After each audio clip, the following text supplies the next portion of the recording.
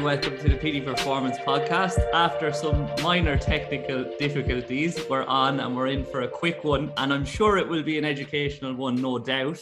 But technology just fails you when you need it all the time, isn't it?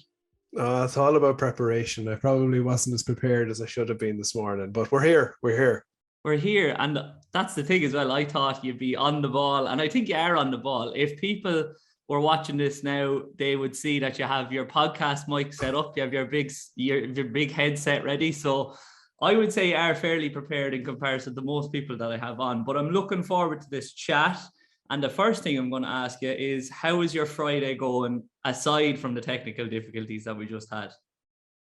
I'd say as good a Friday as I've had in a long time. I'm really good, really good. I've worked very hard over the last couple of months on a couple of things. One of them is my new book. So that is starting to take shape, and words are one thing, but I'm very visual and I'm starting to see how that might look like on paper. So meeting on that and a couple other bits and pieces, meetings with teams and athletes. So I'm walking on clouds at the moment. Brilliant stuff. So with the new book, what motivated you to go and say, right, I'm going to add another book to the list or to the first book that obviously went really, really well? What was the why behind, right, I actually have more to say and I have more to do and I want to help more people?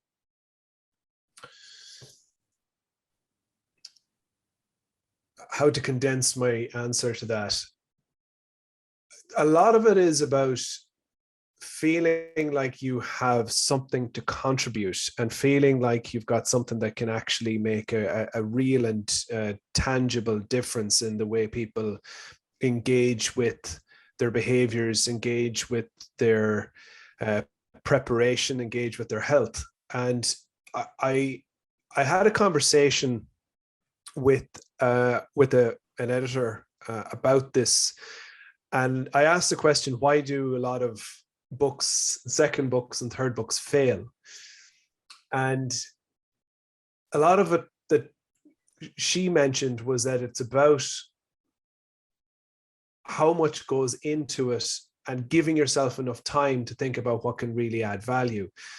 And what I've learned since the first book is more about real life application of nutrition practice, what it takes to be consistent. I've clarified even more about my own principles and how I coach within food and nutrition for illness and immunity. So they're the areas that have really taken my interest, and that's what I've been writing about.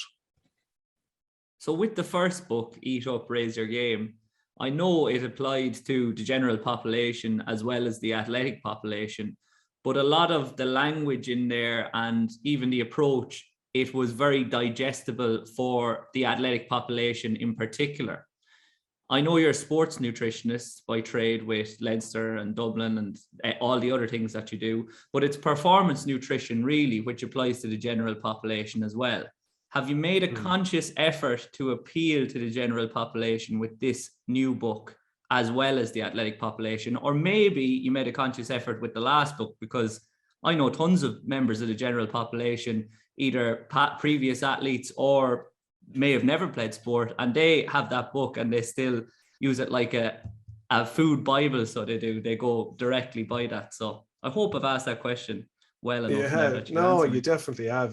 We've started well. We've got straight to the heart of it, and I like that. So I think that the way that I would think about book one to book two was, book one really set the foundations and the principles around what my philosophy and belief is. Book two is stepping on, as I said, in the mindset and the focus, and it still builds in and around nutrition and what really matters in nutrition. How, I suppose, that like who I thought I was appealing to is different. A lot of the feedback was from mothers and parents and grandparents who wanted to pass on a sense of value around nutrition, and that gave me a great sense of reward. I think this time around, I realized that the food is very accessible. You know, the recipes are very accessible. And I was describing what I want to achieve with people in terms of my mission and vision with nutrition to my very, very smart aunt only in the past 2 weeks. And she said, so what you're really trying to do is show people how you can help them improve their everyday performance. And I said, I've written that, I'm using that because that's my core belief. You know, it's all you need to be is engaged and paying attention to your health to get benefits from these messages. Do you feel like the two books up to this point, the one that you're working on now and the previous one, do you feel like they were directly in line with your values for life and how you should be treating your life and how you should be treating yourself? No, that's a super question.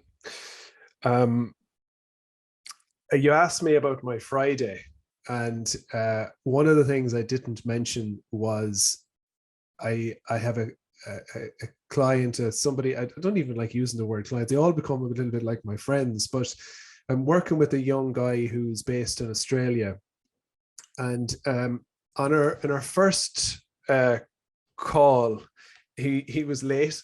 I didn't judge him too much for being late, but he was in the car, and his lifestyle and where he was in his life was all over the place. It was really, really all over the place.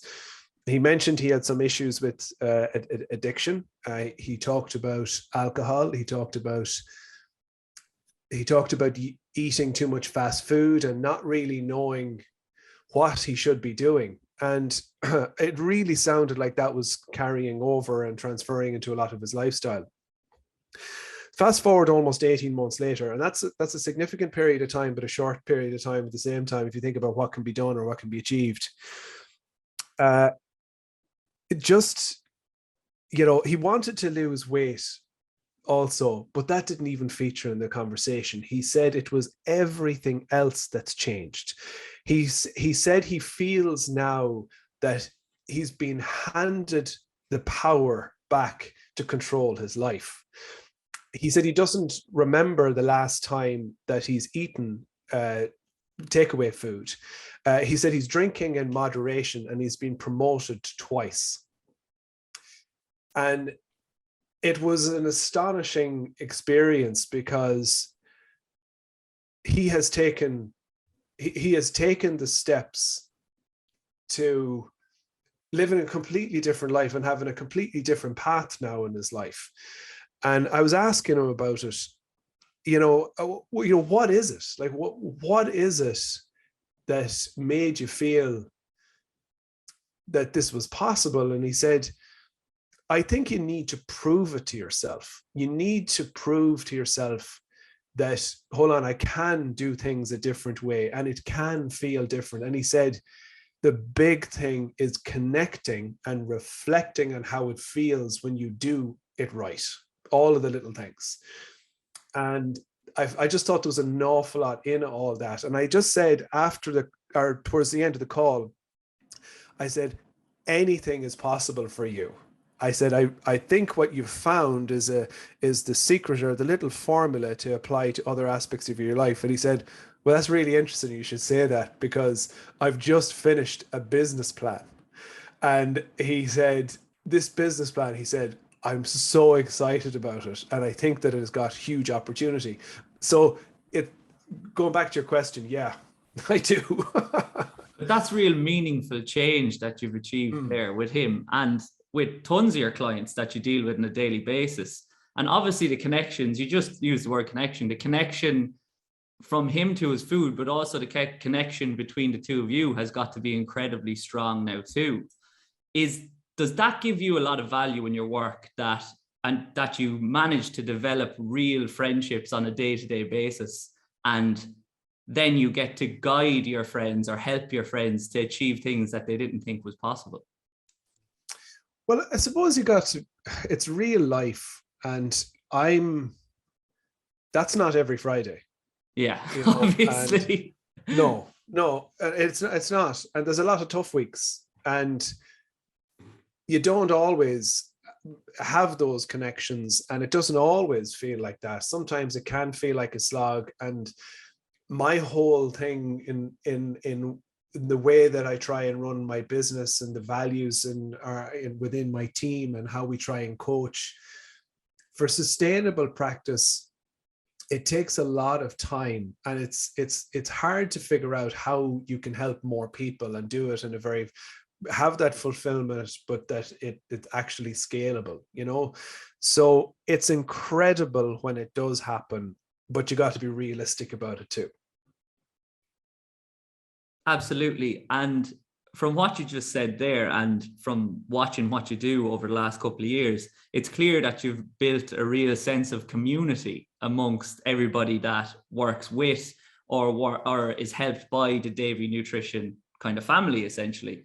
And that's a key to obviously scaling the business. But at the same time, I'm interested to ask you, I just touched on it gives you a real level of fulfillment to make those lasting connections and work with your friends on a day-to-day basis. But at the same time, I'm sure there's an opposite end to that spectrum, and it becomes a little bit stressful when you're working with people that are so close to you all the time. Well, I think there's a couple of levels to that. So one is I'm actually I haven't put this really out to the world, but I'm in a major stage of transition in my career. So I'm I don't know when this is going to go out, but I've moved on from Dublin, so I'm not with Dublin anymore, and I'm actually moving on from Leinster after the season too. And it feels right, and it feels like the time to move on and to really invest in my team. So I've absolutely incredible people working with me, and I see them grow and I see them develop. And I'm not going to use the word stress. I'm not going to use that word. I feel an enormous responsibility now with my team to pay them in a way that they can pay their bills and that they can grow, and that it feels like that they're a part of something that can become a real sense of security for them. So I feel that responsibility while trying to create an environment that's learning, that's fun, that's enjoyable, that's predominantly online. So those are the kind of real challenges I have at the moment. So firstly, congratulations on that. You've obviously done a long time in both of those roles, and you've done a great job. So as you said, it seems fitting that you're moving on to bigger and better things, and you've a higher level of autonomy, I suppose, now as well over what you're doing, which is great. And everybody's striving for that in life and in their career. But with that autonomy comes a level of responsibility. And you're moving from being on the ground, face to face with the athlete, into a more of a probably managerial role. Is that in any way daunting, or has that come a little bit more naturally to you because you've developed the skills of communicating effectively over all of your years in the industry so far? My wife, Sandra, sometimes, not always, listens to my podcast, and the feedback she says is that you got to stop saying that was a good question. But it is an excellent question. And I will go to straight to one of our meetings this morning. It was with one of my team and one of our clients, which is in another sports area that I'm really interested in. And I could feel myself leading the conversation too much and not giving her sufficient space. And I pulled myself back and I just put myself on mute and I said, you've got this. And that's what I need to do as much as possible.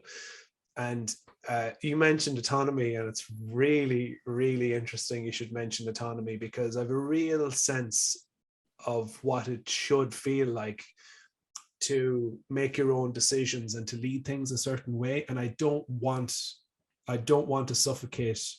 I want people to develop their own personalities in their own way, while really feeling like that I'm there to facilitate and support that. That's your job for so long as well, though, is leading people to making the right decision, but the right decision for them. And you don't know, and I don't know as well, when I'm doing it with my clients, I don't know what that decision is going to be, even though in our heads we do have an idea of what we want them to say back to us. But sometimes they come up with something better than what we would have thought ourselves, and it comes from them. So that's the number one thing, because they're going to be more bought into that, because they're taking control over themselves and they have that level of autonomy. So what is it that you ask yourself when you're leading a conversation or when you're having a conversation, that, like, do you ask yourself, am I achieving progress with this person in this conversation? Am I achieving a positive end result? All the time. And I think with my team, the question is, are they saying what they think they should say? Are they saying what they think that they want me to hear? Or are they saying exactly what they think? Are they being themselves?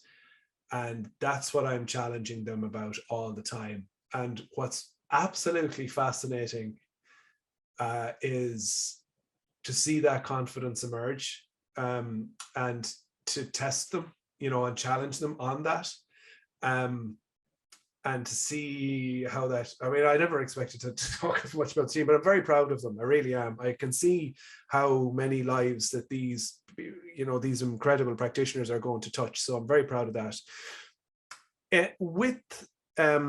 With clients and with athletes,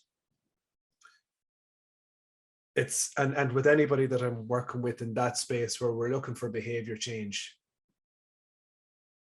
there is no clear formula that brings people to that. Like, you are trying to shorten that time period where they're getting to a place of autonomy, and that they're empowered, and that they've got a sense of, okay, if I make this decision and that's not the right decision, how that they can problem solve. Like, I mean, I'm working with incredibly smart people for years around behavior and mindset before we even get to calories and macros. So it's about timing, and it's about really trying to watch how people respond to different questions to see where they're at. And that's an art form.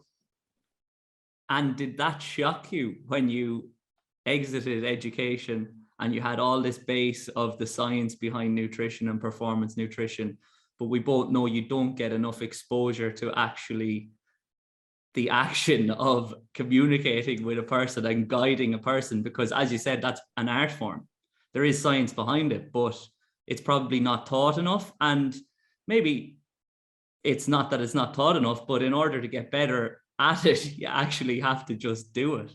And you don't get the opportunity to just do it until you exit education and head into the industry. So did that shock you at all? Or did it come naturally? Oh, I don't think it does. Nothing necessarily comes naturally to me, but I think I think it's a lot about the way of the world. I don't know many disciplines where you leave and you're skilled and you can just apply the knowledge and away you go. I think that people, relationships, communication, experience, I think there's an awful lot of different variables in being able to gain a person's trust in what you're applying. But I do think one big thing that has changed for me and that is very effective is asking a person how they feel they're progressing. How do you feel? Are you getting enough from these conversations? Where would you like to take the conversation next? and not being afraid of that. Like I think an awful lot of where I would have started is talking at people with solutions and talking at people a lot about the science of nutrition. But is that what they want? You know, is that what they really need? And being guided by them. And sometimes they don't even know that they're guiding it, but that brings about a person feeling like they're really being listened to, you know? I have the same problem myself, in that I fall back into that trap of giving people too much information, and information that they didn't ask for. And the other night I was coaching a dead bug, and I gave the person the basis behind why we were doing it, what we were trying to achieve, etc. And then at the end of the conversation, I just said, I know you don't care, but look, I just gave it to you anyway. And she actually then started laughing and said, no, I do actually care. I am interested. But I could see that glassy look in her eyes when I was just talking at her. But then my thing is, I usually try to use humor to make it enjoyable, because that's my big thing with training. It should be enjoyable.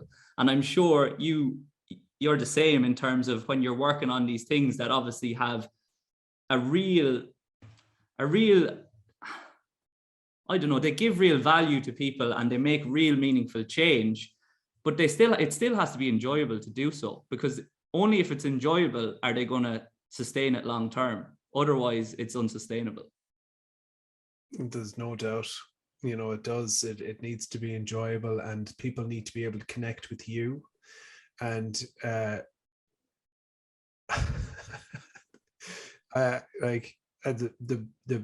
big part is how do you relate to somebody? And if you're too intense about your topic, people can't relate. It doesn't matter how good the information is that you're sharing. It's got to be digestible, excuse the pun for you. It's got to be digestible, and we're teaching them tools as well, or we're giving them tools that they can use in their own life. And as a performance nutritionist, a lot of your job is teaching skills. Did the teaching side of it come naturally to you, or was it something that you had to work on? I don't know if you come from a family of teachers or you have teachers that you connected with well at school, but I find myself taking on some of the common traits of good teachers that I had at school and using them in my workplace or in my career sometimes when I'm trying to achieve something with an athlete. You know, it's funny bringing up education and teaching, but I feel probably a lot stronger about education as a topic than almost anything else, just because of how unhappy I was in school. So I think a lot of people want to just teach or talk, you know, it's that whole thing. So for me, it's about doing the opposite of what I experienced. It's about conversation. And you're asking me about, does it come naturally? I think I admired people growing up that gave incredible attention to what you were saying. And my dad was an extraordinary listener, and you'd wonder, there was such long periods of silence, you'd wonder, has he gone off into another world, or was he listening, you know, was there something, was there a bird that he was actually catching his eye?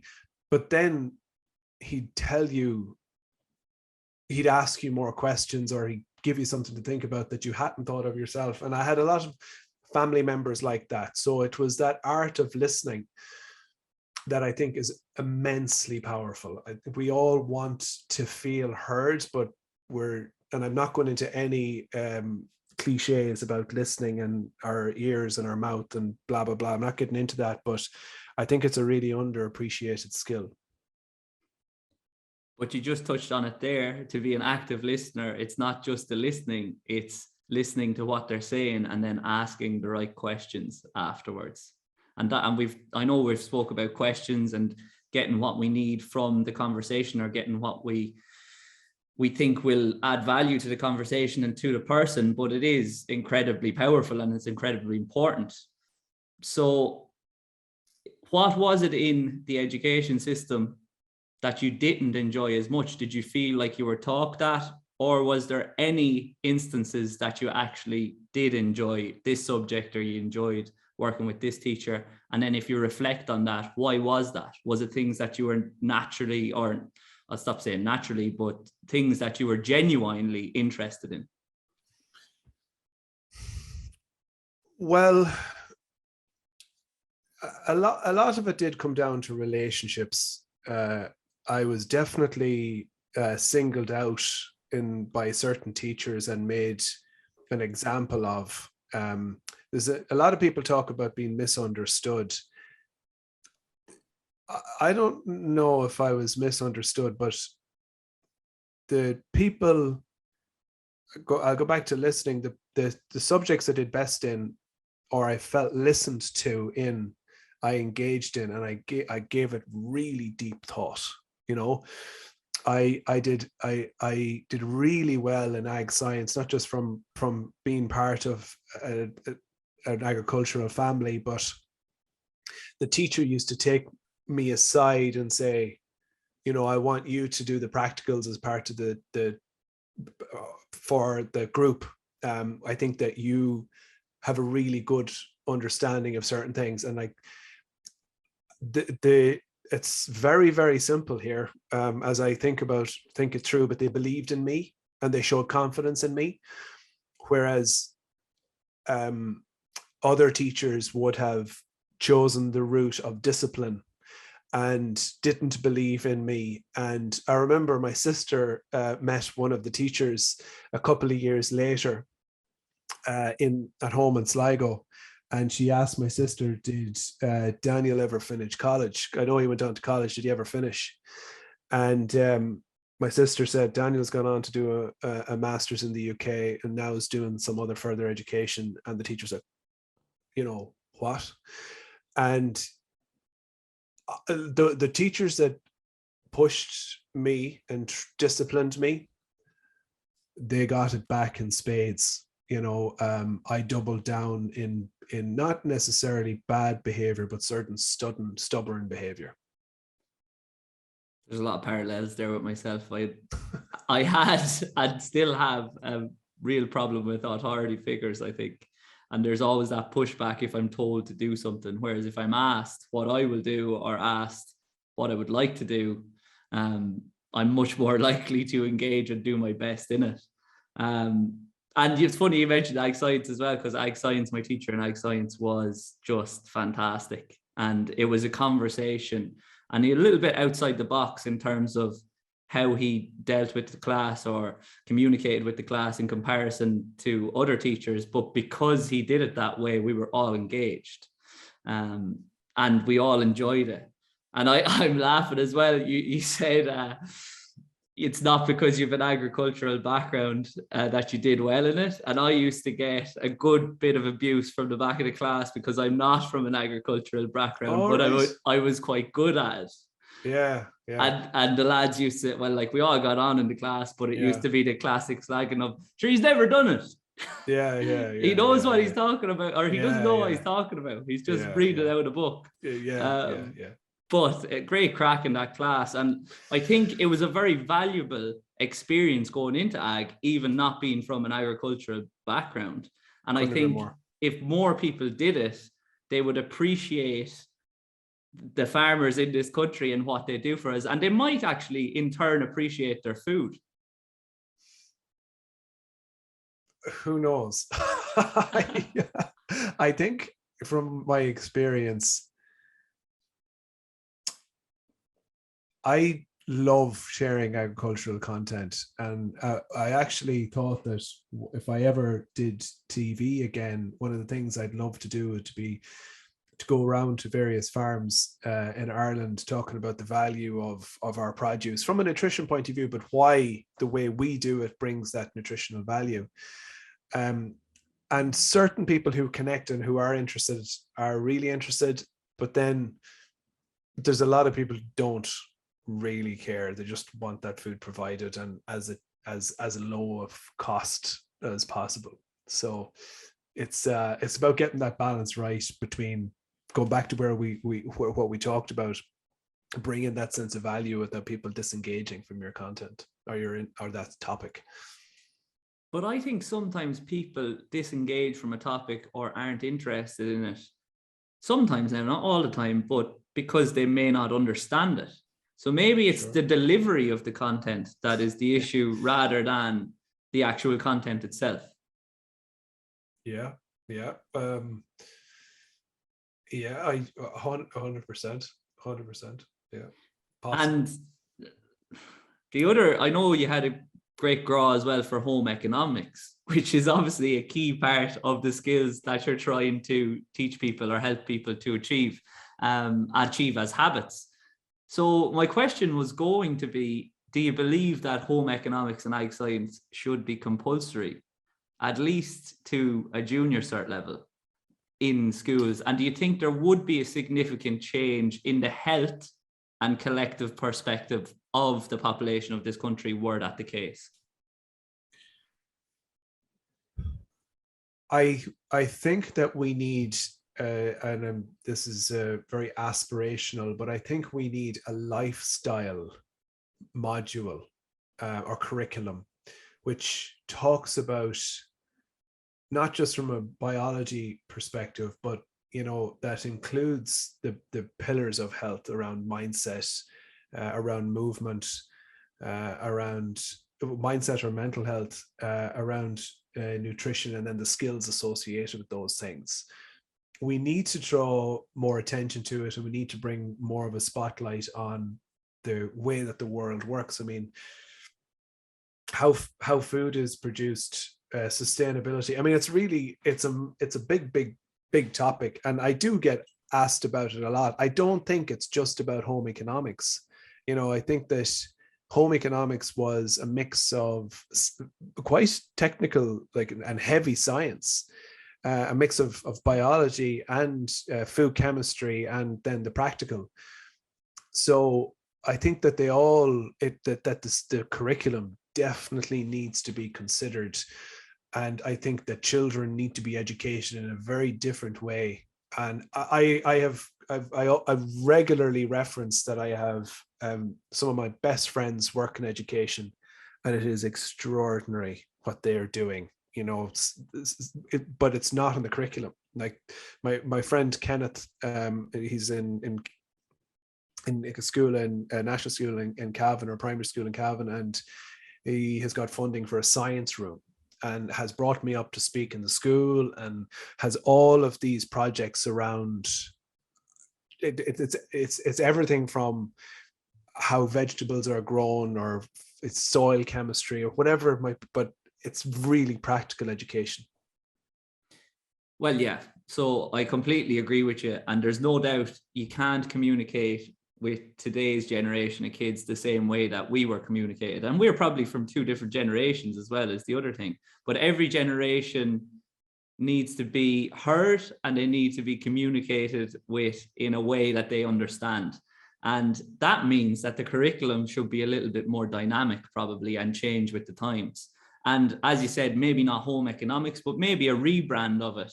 And the lifestyle module would be superb. And I know you touched on it there, but you're big on a holistic approach to health. And that might entail your nutrition, it might entail your hydration, it might entail your sleep, it might entail your recovery, your exercise, etc. But I know this is a terribly hard question, but what do you think is the main modifiable factor for the general population in this country that crops up for you again and again? And do you know what? The funny thing is, the answer that you give me might not be nutrition. Did you ever see, it was one of my best friends, Brendan Egan, that presented the environmental, socioeconomic, the physiological variables. Did you ever see that matrix on what is influencing overweight and obesity in the world? Brendan Brendan was over my final year project in college, which is quite funny. Okay. So there you go. So I have seen it in lectures, yes. So how do you pick one? I there's so many different elements to it. There's so many different components that it does have to go back to a change of ethos and a change of attention on education. And you can't just talk about environmental elements without talking about cost, without talking about access, without talking about education. So they all need to work in harmony. What is the most modifiable?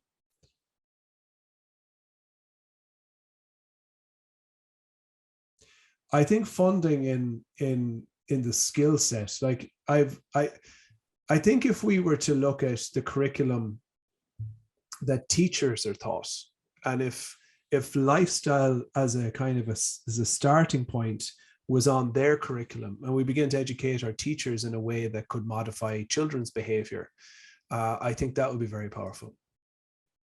Absolutely. And that's where it's got to start as well, because they are the ones teaching the youth. And at the same time, it's not necessarily what they say, it's what they do, I suppose, that is the most influential. So if they're not embodying it themselves and they're not an example of it, then the kids they're not going to do it either, because like it or not, when the youth kind of look up to you as a teacher, you are a role model for them and they are aspiring to be like you. Well, hopefully they will be. As you said, not all the time. There might be a little bit of pushback, especially from myself and yourself. I'm not going to be like you, definitely not. But you've got to set that example. And it's the same for us in our career as well. There's no point in us preaching all this stuff and not doing our best to implement it into our own lives as well. So it sounds like you've got a handle on it now, but was that ever a struggle for you throughout your career to practice what you preach? Oh, geez. I've covered this in a whole section in my book. And what I struggled with was obsessive behavior. I often reference that I could, not to the date, but to the month, I could reference the last time I had a takeaway from, Supermax in 2006, and wore that with a badge of honor. And, behaviors like that I realized were just totally dysfunctional. And, they had almost like a corrosive effect on my relationship with food and how I needed to nurture it over time. So it wasn't, I have everybody calls them different things, non-negotiables and big rocks and behaviors, but I have my set pattern that I know allows me to perform at my best and keeps me in good physical shape, and what I need to do to do that. And I don't genuinely stray too far from that, but it is the mental health and it is the mental, that relationship I have with my body and that relationship I have with food that matters most, and not allowing myself to get too sucked into new research that might come out about, it's like it's alcohol this week, or it's something related to omega-3, or ketones. Brendan's on you about the ketones. Well, no, I never worry too much about that. But whether things like intermittent fasting and fasting really does make that much difference. So it's not allowing that to consume us or consume me too much. I went through the same thing when I was a young athlete as well, and like you wear it as a badge of honor, and it's not healthy at all. And my question to you then, just before we move on to quickfire questions, is what would be your one message that you could give to somebody that is struggling with their relationship towards food at the moment? Because it's a huge problem in Ireland at the moment. Maybe not just in Ireland, maybe across the world, in young people especially.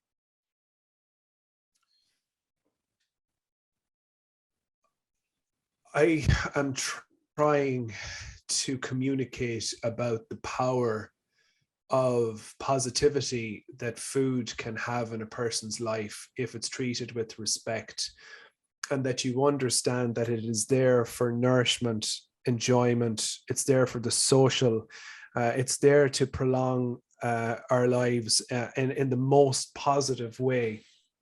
And that food and guilt and food and anxiety and food and stress, if those are linked, that there's a fundamental problem. And I think that rather than me saying that it needs to be solved and that people need to nurture a more positive relationship, I really do think that the way that that's nurtured is through professional support. I think it's very difficult. It took me an awful long time, and it took me a lot of conversations with a lot of different people to understand that and how to evolve it. And like it takes that practice of reflection, and it takes that it's that over and over again going through it in your head. How can I progress this? How can this be a positive experience and not one of obsession or pain? So seek help, people, and focus on the process. No absolutes, essentially, and you'll get there eventually. So yeah. So last thing then, before I let you go, because I know we're under time constraints here. Quick fire questions. First one is proudest achievement to date.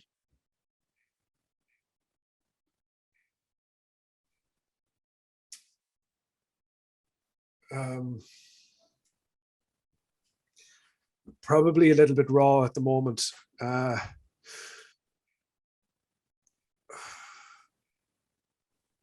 Going home and taking time out of work to care for my dad when he was very unwell, leading just before he died. Most powerful thing that I've done. I thought it would be, it would be something different to that. And alongside that, it's kind of like the circle of life. It's been prioritizing my relationship with my baby girl. Well, that is an incredibly powerful message, and one of the most powerful that we've heard in terms of proudest achievement to date. So he would be incredibly proud of you and of that as well. So props to you for that. And we're all sorry to hear it, I'm sure. And fair play to you for taking time off as well, because we know that that's got to be very, very hard from an entrepreneurial perspective, but it was very, very important. And it sounds like it's hit home now in how important it was and is still to you. So 2 more questions. Last one, or second last one. What's the biggest thing you've learned in the last 12 months?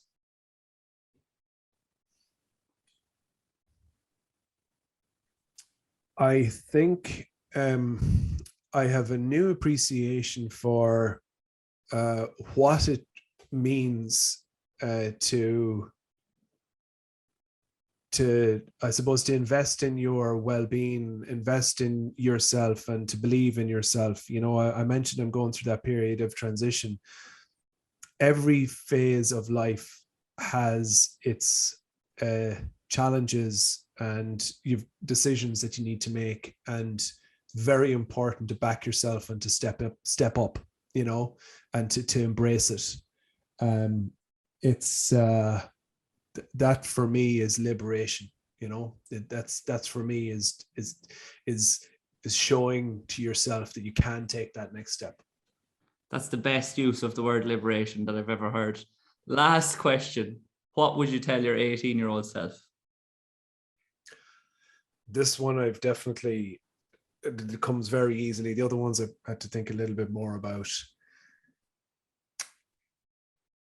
You're good as you are.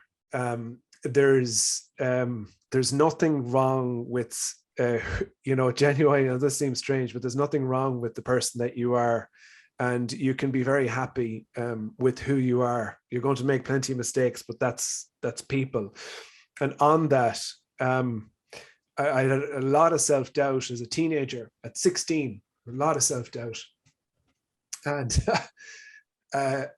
before my dad died, my aunt brought over a video, honestly, like, which was on a cassette, and it was recorded of me talking to a neighbor at the time, a country neighbor. And it was me and my uncle Seamus. And like, what I would have remembered was a very spotty, very, you know, it's definitely lacking in confidence at that stage. I remember watching it and going, that's me. That's actually me. That's a version of the person who I now am. There's actually nothing wrong with that young fella. Like, he isn't as awkward as I felt, or as ugly as I thought I was, or whatever. You know, I was actually fine with who I was back then. And I'd love to have said, you're good as you are.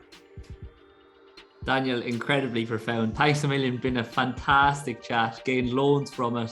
And sorry to hear about your dad again, but cheers for coming on. That was fantastic. Thanks for having me.